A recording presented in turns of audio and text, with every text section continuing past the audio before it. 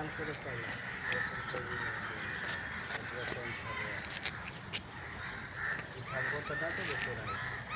23 जून 2026 कोरेगाव भीमा तालुका शिरूर जिल्हा पुणे या ठिकाणी आपण आज जे उभा आहोत ते चर्मकार वस्ती म्हणजे संत रोहिदास नगर या परिसरामध्ये ग्रामपंचायत कोरेगाव भीमा यांची महिला आणि पुरुषांसाठी ही शौचालय बांधलेली आपल्याला दिसतात। तर या ठिकाणी आपण बारीक जर पाहिलं तर इथं प्रचंड प्रमाणामध्ये आपल्याला गवत उगवलेलं दिसते, घाण दिसते। इथे तर प्रचंड प्रमाणात कचरा पडलेला आहे, याचा तर मापच दिसत नाही। म्हणजे दुर्गंधयुक्त शौचालय, सुगंधयुक्त शौचालय नाही, दुर्गंधयुक्त शौचालय आपण असं म्हटलं तरी चालेल। या टाकीमध्ये लाखो प्रमाणामध्ये लाखोच्या संख्येने जे किडे आहेत काळ्या कलरचे, ते छोटे छोटे किडे त्याच्या आतमध्ये भरपूर आपल्याला दिसतात। आणि विशेष म्हणजे तेच पाणी, किडे असलेलं पाणी संडास धुण्याकरता जे स्त्रिया आहेत त्या घेऊन येतात आणि असे घाण प्रकारचे जे किडे आहेत, जे पाण्यामध्ये असणारे किडे आहेत, ते त्या ठिकाणी आपल्याला आरोग्यासाठी ते अपायकारक आहे असं मला वाटतं। आता या ठिकाणी हे शौचालय आहे बा, अशी अवस्था आहे। ह्याच्यामध्ये संडास कशी करायची मलाच प्रश्न पडलेला आहे।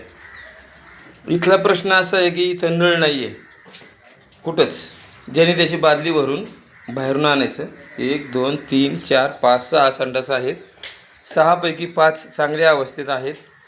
याचं भांडं तुटलेलं आहे बा, म्हणजे हे खराबच आहे आणि हे ठीक आहे। म्हणजे एकूण 4 शौचालय चांगली आहेत 6 पैकी आणि 2 खराब आहेत, तर ते आपल्याला दुरुस्त करण्याची आवश्यकता आहे।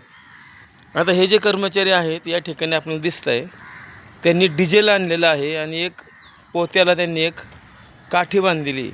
त्यांच्याकडे अशी तक्रार आली आहे की या शौचालयामध्ये गांधीन माशांचं प्रमाण जास्त झालेलं आहे आणि महिलांना त्या गांधीन माश्या जेव्हा त्या शौचालयामध्ये येतात तेव्हा तिथल्या संत रोहिदास नगरमधल्या अनेक महिलांना त्या मधमाशा चावलेल्या आहेत। मधमाशा पण चावलेत आणि गांधीन माशा पण चावलेत असं या ठिकाणी या कर्मचाऱ्यांकडं तक्रार आली। मग हे कर्मचारी घेऊन आले। आता आपण ही जर टाकी पाहिली, प्रचंड प्रमाणामध्ये याच्यामध्ये किडे दिसत आहेत, प्रचंड। आणि हे साफसफाई होणे आवश्यकता आहे पावसाळ्याच्या आतमध्ये। हे सगळं गवत काढण्याची गरज आहे। जर आपण शौचालयामध्ये आलो तर आपल्याला कमीत कमी मन प्रसन्न पाहिजे। शौच करताना तिथेच आपल्याला जर समजा दुर्दैव असेल तर आपल्या जिंदगीला काही अर्थ नाही असं मला वाटतं। आता या ठिकाणी ही जी आपल्याला पाठीमागे जे वृक्षवल्ली दिसते, हे करंद वृक्ष आपण 2012 ते 2024 म्हणजे 12 वर्ष, हे करा चालू पटकन, 12 वर्षापासून आपण जे कोरेगाव भीमा तालुका शिरूर जिल्हा पुणे माझ्या घरी माझ्या शेतामध्ये आपण 10 गुंठे जागेमध्ये रोजगार हमीची आपण नर्सरी बनवली होती। त्या माध्यमातून जे काही रोपं तयार झाली ती आपण या ठिकाणी हे जे जंगल दिसतंय या जंगलामध्ये आपण नदीच्या किनारी हजारो करंद वृक्ष या ठिकाणी आपण लावलेले आहेत। आता ह्यानंतरच्या कालावधीत ह्या जून जुलै महिन्यामध्ये आपणाला ही जी जागा दिसते रिकामी झाडांच्यामध्ये, जवळजवळ 20 गुंठेच्या आसपास जागा आपणाला या ठिकाणी दिसते।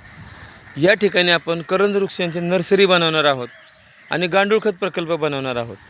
जर आपण इकडं पलीकडच्या बाजूला पाहिलं तर ही जी इमारत दिसते, ह्या इमारतीमध्ये सेको कंपनी जी आहे आपल्या गावामध्ये, त्या सेको कंपनीने कंपोस्ट खत प्रकल्प त्या ठिकाणी त्याची अंमलबजावणी करण्याकरता हे शेड बांधलं होतं